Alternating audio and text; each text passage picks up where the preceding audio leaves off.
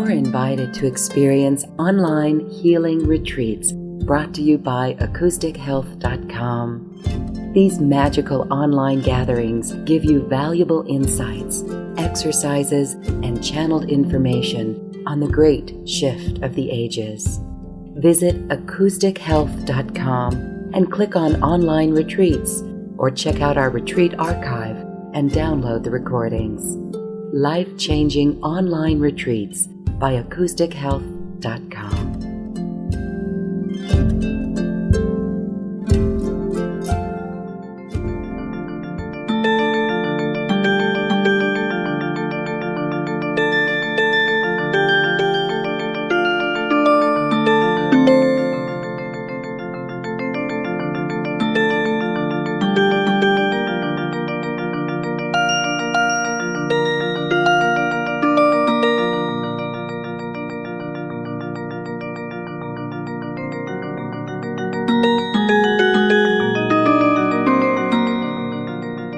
Welcome to another healing conversation brought to you by acoustichealth.com. I'm Galey, and today we're talking about holistic medicine and how spirituality affects our physical health, how we can heal ourselves with self-help systems. My guest is Dr. Shealy, a medical doctor, a Harvard-trained neurosurgeon who blends spirituality with science. He's a best-selling author and a holistic practitioner, and he's responsible for coining the term medical intuitive nearly 30 years ago. And now, today, we have hundreds of thousands of people who call themselves medical intuitives, including one of his well-known students and colleagues, Carolyn Miss. Dr. Shealy is also the founder of Holo's Institutes of Health, and he does a lot of work out there in the field. Dr. Shealy, thank you for joining us on Healing Conversations. Oh, I'm so glad I was able to get through, Lauren. Your new movie, Medical Renaissance, The Secret Code. It's the medical world recognizing spirituality. Actually, it was 1978 when I realized how bad the deficit in spirituality was in medicine. That's when I founded the American Holistic Medical Association. And it hasn't improved a great deal in the last 30-some-odd years, but it's still, to me, ultimately the foundation for life. Let's talk about some of the energy medicine techniques that you've developed. My first one, which was very, very accepted by the conventional physicians, was an implantable, what I'd call a pacemaker for the spinal cord to control pain. But of course, that's restricted to a very small percentage of patients. And then, in the mid-60s, I introduced the concept of transcutaneous electrical nerve stimulation, which is applying pads or electrodes on the surface of the body to control pain. And we've come a long, long way since that was developed in the 60s. In the last 15 years or so, I've worked with a very special form of TENS, which is actually gigatens, which means millions of cycles per second. And that's human DNA frequency. Human DNA vibrates at 54 to 78 billion cycles per second. And we don't lose that frequency as long as we're alive. We may lose some of the oomph, if you will, some of the power, the voltage, but the frequency is always there. And by putting those frequencies into specific acupuncture points, I've learned that we can do all kinds of very interesting things. We can selectively raise dehydroepiandrosterone, or DHEA, aldosterone, the hormone that controls water metabolism, calcitonin, the hormone that controls bone metabolism, free radicals, which are the things that ultimately kill us and involved in all illnesses and aging, deterioration. And from a clinical and psychological point of view, perhaps the most interesting, the formation and production of oxytocin and neurotensin, which are phenomenal mood activators. When you're coming up with these studies as a Harvard-trained neurosurgeon and then moving into the holistic realm, all your life you knew you wanted to go into the medical field, but at what point did you begin to awaken or, quote, go spiritual? Was it all along the way, or was there a specific turning point? I suppose the specific turning point was 1970. My wife and I, in 1969, started raising Appaloosa horses. October of 1970, I went out to Colorado to visit a ranch that was going, they were retiring, and I wanted some of their prize stock. And when the wife of the rancher opened the door, I knew her, not in the biblical sense. We knew one another at a soul level, and we sat and discussed psychic phenomena for an hour. And then she began sending me a couple of books, Psychic Discoveries Behind the Iron Curtain, and a couple of other books in that field. And then in 1972, I was invited to replace Dr. Paul Dudley White, the great cardiologist, on an acupuncture symposium at Stanford University. And there I began to meet all kinds of interesting people. The McGarrys who were very much involved in the Eric Casey stuff, Olga Worrell, the great healer, Bill Tiller, the great physicist, material scientist. And that late August, 1st September, I went to a meeting at the Edgar Casey Foundation, the ARE in Virginia Beach. That was where I could really say I had what Andrea Baharik calls the rupturing of the middle hymen. I had my first past life experience. I had my first out-of-body experience. And that certainly changed my life. What was that first past life experience, and how were you able to discern that it wasn't just your imagination? Well, what is it, part of our imagination? I don't know. I'm just being facetious. Basically, it was not on the program, but I heard that Dr. Lindsay Jacob, a psychiatrist who's been speaking about biofeedback and autogenic training, was going to do a session on past life therapy. And he chose, and I just weaseled myself into this little room where about 12 of us watched him do a past life session with Joel Andrews, a trance medium harpist. And it was fabulous.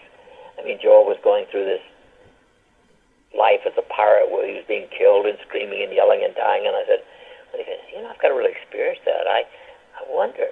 I couldn't do that in front of anybody else. Maybe I was a prostitute in a Greek war camp. I have to assume I was, but at that time I would never have talked about it. So I approached Lindsay and I said, Lindsay, I got to have one of those, but I don't want anybody else in the room. Yeah. So he agreed, and I had a private session with him, and I saw and felt and knew that I was a physician 3,000 years ago in Egypt, cholera epidemic, etc. So I came out of that, and for the next 2 hours, I was in an altered state of consciousness, having a true peak experience of unity with the universe. And that evening, Joel was playing a harp concert for the 200 people at this conference. In the middle of the concert, I'm suddenly up on the ceiling, floating out of my body and watching the whole thing happen. So that was, it just happened. And then what brought you back in the body? As soon as I realized where I was, I'm bouncing on the ceiling, and I thought, oh my God, what's going on? And next thing you know, I'm back in my body. But I've had several other out-of-body experiences since then, and, to me it's sort of natural now. It's fascinating that in the work that you do to study the energy medicine that you focus on, you go into meditation in search of answers, and you get them. Yes. I learned, right after I learned about autogenic training, I learned that I go into trance very easily. I can put myself into a very deep trance. What's that like to go into a trance? Well, I don't know. To me, it feels good. Sort of detached. Who cares? Just let me stay here. In these meditations, you have developed meditation-type practices that help us heal. Let's talk about the sacred rings. Okay, well, in 1984, I actually had my first experience of talking to an angelic guide. In fact, I was talking to 14 of them. How did you begin to see, or was it a feeling? Hearing. Voices. And I'm sitting there trying to take notes and distinguish between 14 different voices. And I met my personal angel, Muriel, and shortly after that, I met another guy who may have been part of that 14, but I couldn't distinguish them all the time. Muriel is what I call my personal angel, and the other one is my teacher, and he is purely science. And through him, I learned that all the original ideas that I've had throughout my life were really downloads from him. In the early 90s, I had gotten interested in DHEA, the most important hormone in the body. And I had intuitively, and I'm sure downloaded from him, known that if we used natural progesterone, it would raise DHEA. Interestingly, when I proved that and wrote my paper on it, a professor of endocrinology from France wrote and said there's no pathway to convert progesterone to DHEA. And I said, good thing my patients don't know this because they can do it. And so even though it would average increase 60% and some people up to 100%, that wasn't good enough for some people who were very low. So I sat down one day and I said, what else can I do to raise DHEA? And the guy pops in. He's the only one I know who calls me Norman instead of Norm. And he says, Norman, if you would stimulate the points that connect the kidneys with the gonads, with the adrenals, with the thyroid and the pituitary through a wonder-of-the-sky point, it'll raise DHEA. And I said, but gee, there's no point for the pituitary. He said, find one. So I got on my atlas, and I've done acupuncture since 1967, and so I understood to some extent what he was talking about. So I picked out the points, and I said, is that it? He said, try it. So I did. And it raised DHEA significantly. And after that, I learned that that particular circuit, which he told me to call the ring of fire, because really this is the fire energy of the adrenal glands, not only will raise DHEA, but it will remarkably improve 70% of people with rheumatoid arthritis, 75% of the people with migraine, 80% of the people with diabetic neuropathy, 70% of the people with chronic low back pain, 70% of the people with depression. That's a pretty broad clinical application. And a few months later, one day he popped in all of a sudden. He says, Norman, I have another ring for you. And this one you will call the ring of air, and it is for simultaneity of thought. And that is what you're to call it. Simultaneity of thought. Well, of course, I immediately knew that that was intuition. And so he doesn't tell me the point names, but he'll suggest a point on the body, and then I have to associate an acupuncture point with it. Anyway, I came up with those 13 points. And a little bit later, I said to my research nurse, we've got to find out what's going on with the ring of air. And she says, what do you want to measure? Now, this is the way these things work. Out of my mouth came neurotensin.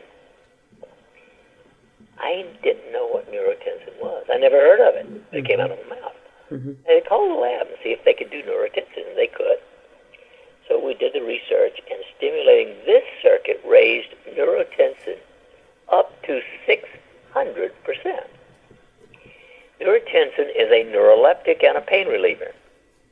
So it puts you in a state of what I call detachment. You know, just that, well, it's very much like a deep trance in some respect.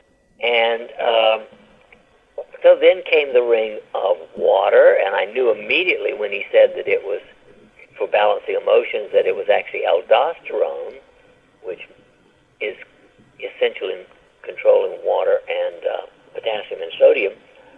And then he gave me the ring of earth, and I learned that it would raise calcitonin, which is the hormone produced by the thyroid gland that keeps your bones solid. And calcitonin is the strongest pain reducer or reliever that the body produces, 40 to 60 times as powerful as morphine. And then finally, and all of this took place over almost 10 years, I came up with the ring of crystal. And the ring of crystal, strikingly, more than anything else I know in the world, reduces free radicals. Free radicals, of course, are like ozone. They oxidize cells, and they are ultimately responsible for aging and deterioration and even death. So I got these 5 rings, and then last year, about July, I think, I suddenly knew, and again, I'm sure this came from him, that the ring of air should not only raise neurotensin, but oxytocin. And oxytocin, of course, is the nurturing bonding hormone. And then I studied that and found that it did. And then I created a blend of essential oils that is, I think, my favorite of all the things I've played with. When we put this blend, which I call Bliss, on 13 points of the ring of air, it not only raises neurotensin, it raises oxytocin. And oxytocin just makes you feel so good. So right now, I'm currently waiting for the results on the ring of earth. I produced a separate intuitive received blend of oils for the ring of earth, all of them now I've got. And next week I'm supposed to get the results on the ring of fire for DHEA, and then I'm working on the ring of crystal for reducing free radicals, and the ring of water for aldosterone, because most people won't spend the 20 or 21 minutes that it takes using an electrical stimulator to activate these points. It's just too much trouble. You know, they may be dying, but they won't spend 20 minutes of their precious time. But it only takes about 30 seconds to apply these oils and massage them into the points. So that's what I'm concentrating on right now. And last week, this is my first public discussion of this, I suddenly knew there was one more ring, and I call it the ring of life. And I have produced an oil for that, and I believe, and this is going to take me a little longer to work out, that it actually reduces the production of cortisone and adrenaline when you're stressed. So that's pretty much where we are. You are invited to an online healing retreat with the legendary Dr. Norm Shealy as he shares his energy medicine techniques using the sacred rings that he developed with the help of his guides and intuition. He'll share what each of the rings mean and why he calls it the most important work of his life. It's the most important work because it has clinical applications at one level or another to virtually everyone. For instance, the very first ring that I discovered was the ring of fire. And it came because I simply asked the question one day, what else can I do to raise DHEA, dehydroepiandrosterone, the most important hormone in the body?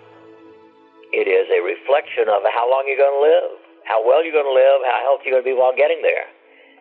So when I discovered this and was essentially given this by my guide and picked out the points for it, I found that indeed it does raise DHEA. But then I tested clinically, and I found that it phenomenally improves 70% of people with rheumatoid arthritis who fail conventional medicine, 75% of people with migraine who have failed conventional medicine, 80% of people with diabetic neuropathy who fail conventional medicine, 50% of people with depression, 50% of people with chronic back pain. I mean, that's well over half the population. And it's safe, it's simple, and now, with my new Fire Bliss mixture of oils. Application takes 30 seconds. When you keep going then, and the other rings, like the ring of water is phenomenal for helping people lose weight if they're overweight, and they couple it with fire. It's great for swelling of the legs and feet, edema, if you will, and congestive heart failure. Good for balancing emotion. The ring of air is absolutely the best in the world for treating depression and anxiety, raising oxytocin and helping people get the feeling of bonding that they might have not gotten in childhood. The ring of earth helps keep you from falling apart in the bones and having osteoporosis, or helps recover from it, and also is the strongest pain reliever the body produces. And the ring of crystal reduces free radicals by 85%. And free radicals are the things that ultimately rust our bodies. Up to this point, all of this is applicable one way or another to essentially everybody. Thank you for listening to a portion of this healing conversation. For the full-length conversation and information on transcripts, CDs, and MP3 downloads, visit acoustichealth.com and click on Radio Show. I now leave you with music from the universe, music created literally by the universe, as computer music researcher Phil Windsor assigned musical notes to mathematical equations, and the result is this beautiful music. Available at acoustichealth.com. Namaste.